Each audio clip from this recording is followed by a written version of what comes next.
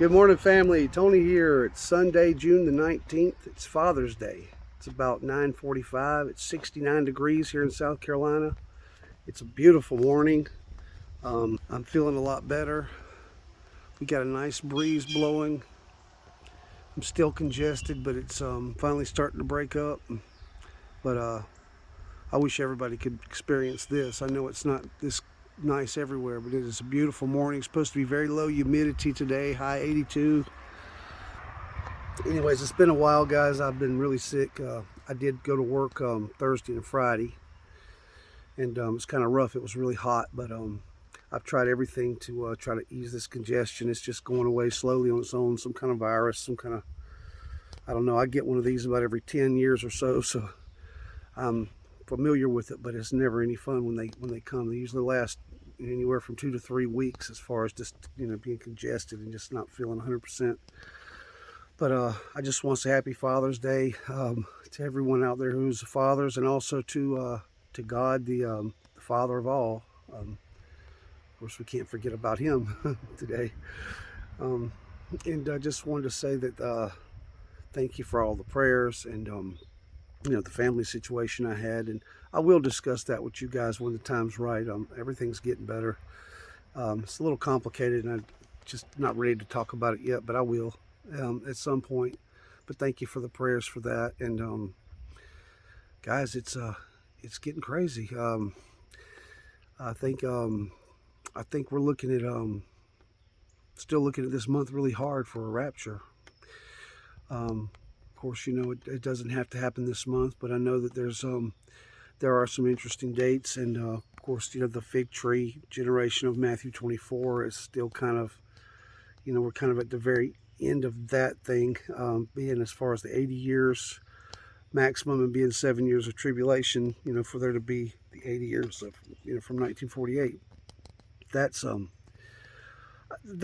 coming up quick too. So, I think I want to say that June 22nd or 24th, sometime in the latter part of June, I think is pretty much when I think maybe someone had mentioned July, maybe the 1st of July. I'm not sure, but yeah, that's interesting that we're approaching that very, very far, kind of, as far as just the last possibility for that to be a thing.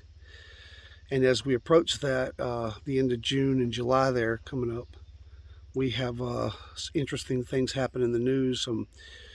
Russia has attacked a military base in Syria. Now, there's just lots of stuff on the news. I'm not going to go into it, but there's just a lot of stuff going on, guys, that's pointing to the possibility of a third world war here coming up. And I tend to believe, some people think we're already in World War III, that it's already started because Russia's kind of engaging NATO countries now. But when I think of World War III, of course, I think of, just total devastation, nuclear war, and that kind of thing. So that hasn't happened yet. But, we could be on the brink of that. That is something that is a possibility. I think we're in the highest security alert that we've ever been in. So we've been there for a while.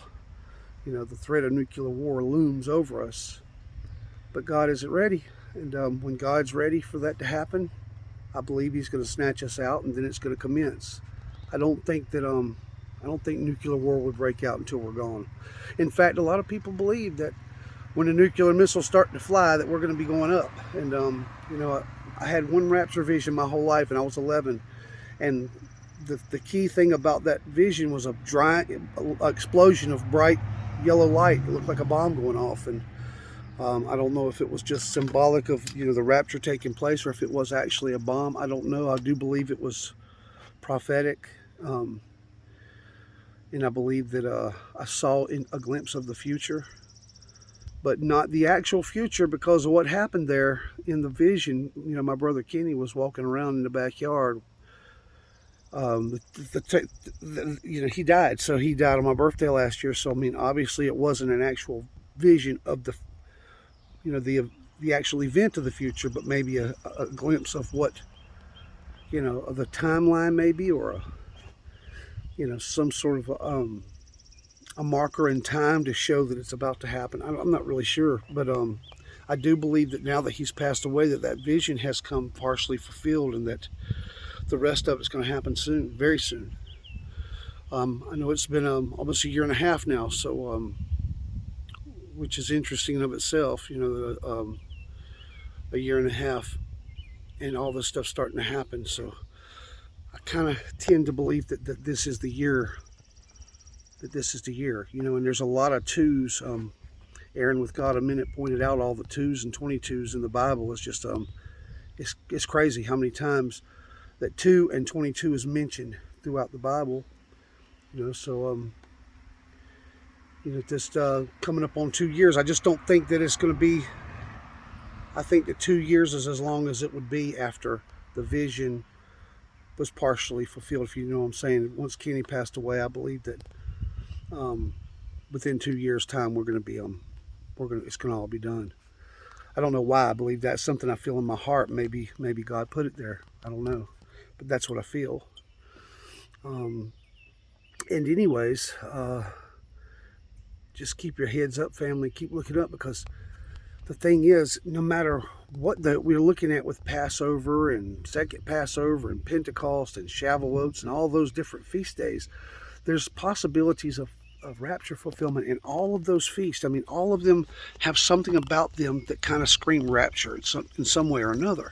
But especially the Feast of Trumpets, and we've always known that the Feast of Trumpets was it looks like it kind of matches the scenario with the trumpets blowing and the things like that. But we don't. I don't think that we need to put all our faith in the feast day being a rapture day, because I got a feeling that the rapture, of course, is going to be its own feast day at some point. It's going to be its own day. It's going to be something that, and I believe that basically, as far as the feast days are concerned, everything that happened and that is fulfilled in those feast days point to Jesus saving the world and taking his church up. So, I mean, that's why I believe all of them seem to fit.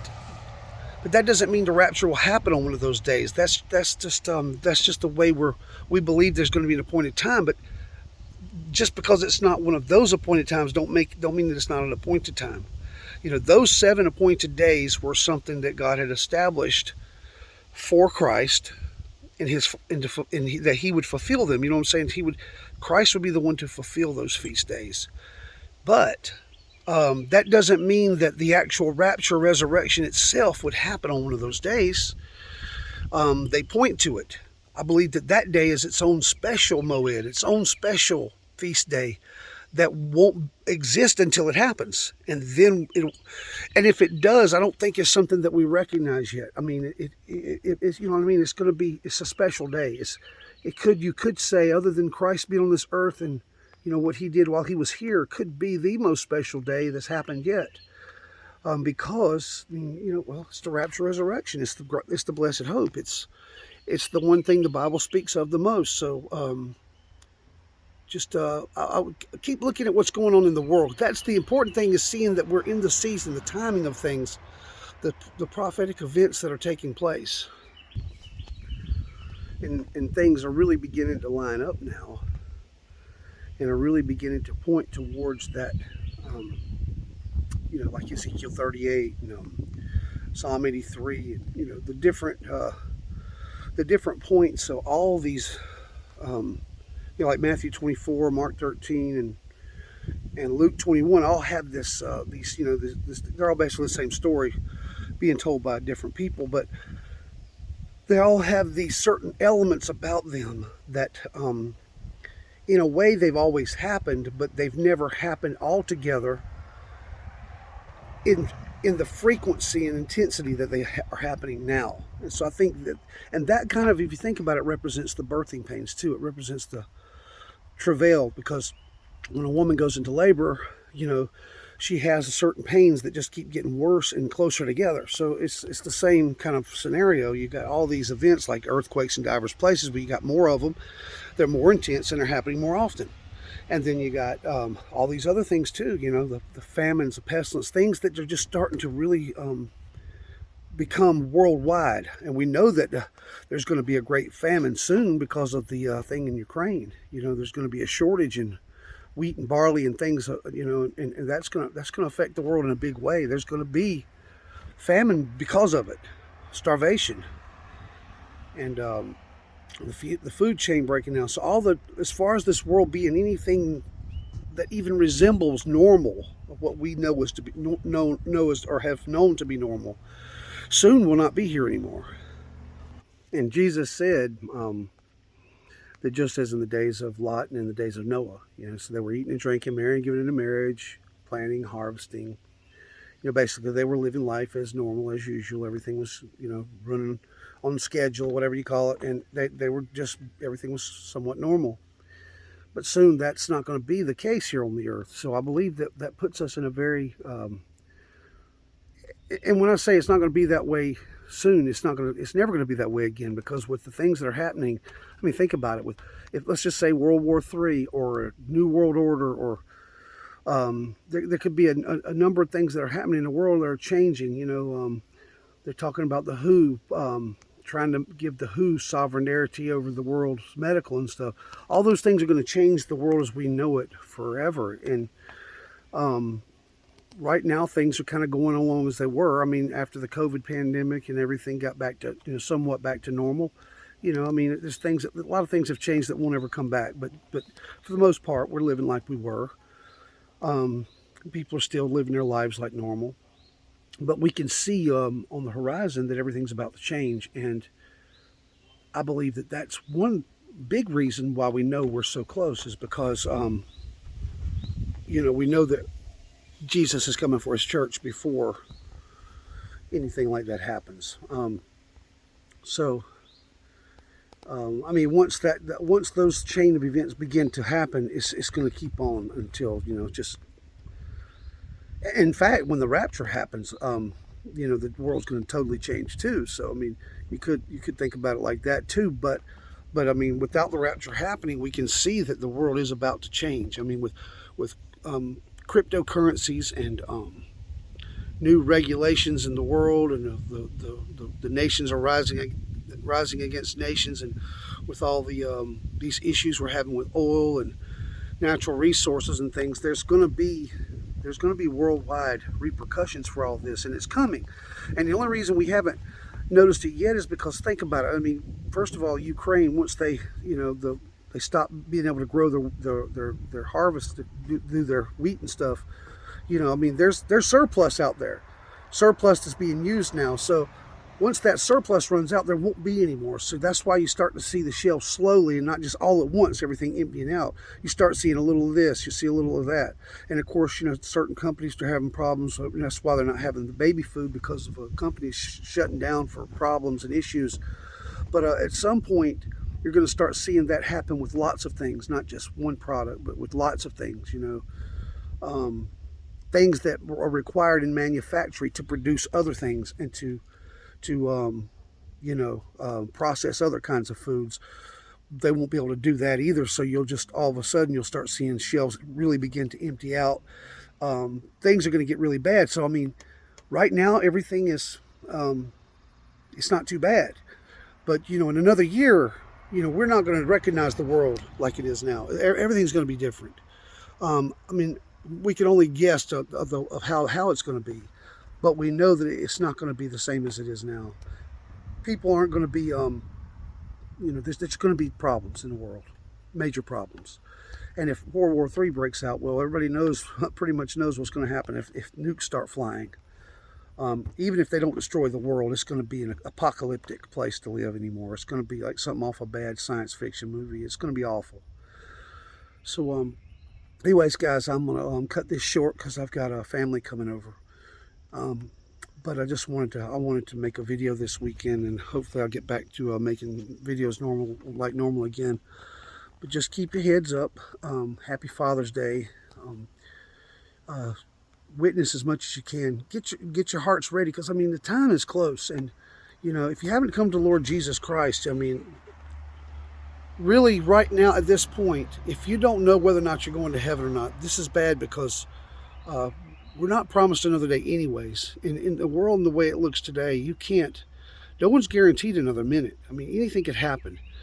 I mean, the nukes could start flying any time. I mean, we're at a point in time where anything could happen. So get your hearts ready, accept the Lord Jesus, and believe the gospel. John 3:16, for God so loved the world that he gave his only begotten Son, that whosoever believeth in him should not perish but have everlasting life. Jesus is the way, the truth, and the life, and no one comes unto the Father except through him. So you have to come to him. You have to believe that he is the Son of God, that he died on the cross, he was buried and raised on the third day. That's what you have to believe with your heart. You have to believe it with your heart. You have to put your faith and trust in Jesus Christ to be saved. And once you do that, the Holy Spirit will enter you and you'll be saved and sealed to the day of redemption. It's all about belief, about putting your faith and trust in Jesus Christ for your salvation. And it's a free gift. It's not something you can earn. It's not something you can work for. It can only be given to you by God. And all you need to do is accept it. That's it. Accept it and be happy and be thankful. And there's steps in the description, guys. I love y'all, and we're going home soon. Keep your heads up. I don't know about dates. I'm not setting any dates right now because I don't even know what people are looking at. I've been sick and I haven't really been watching too much of anything. But I do know that this is still a high watch month, and we know that this is probably going to be the year. Most people on this platform at least agree that this is the year. Too many things pointing to it, but I believe it's going to be this time of the year. I don't. It could happen in the fall. We could be looking at the fall, but I'm still hopeful for this month and next month. So keep your eyes to the sky, and I'll either see you here or there, or especially in the air. Says Brother Chooch. Love y'all. Bye. Hey family, real quick. The other day when I was outside, it was about 8:30 in the evening. And it looked so weird outside. And my daughter came out and she thought so too. At first it looked like there was like a yellow filter on the sky and outside in the air everywhere. It was just like this weird yellowish hue. And I was telling some people about it.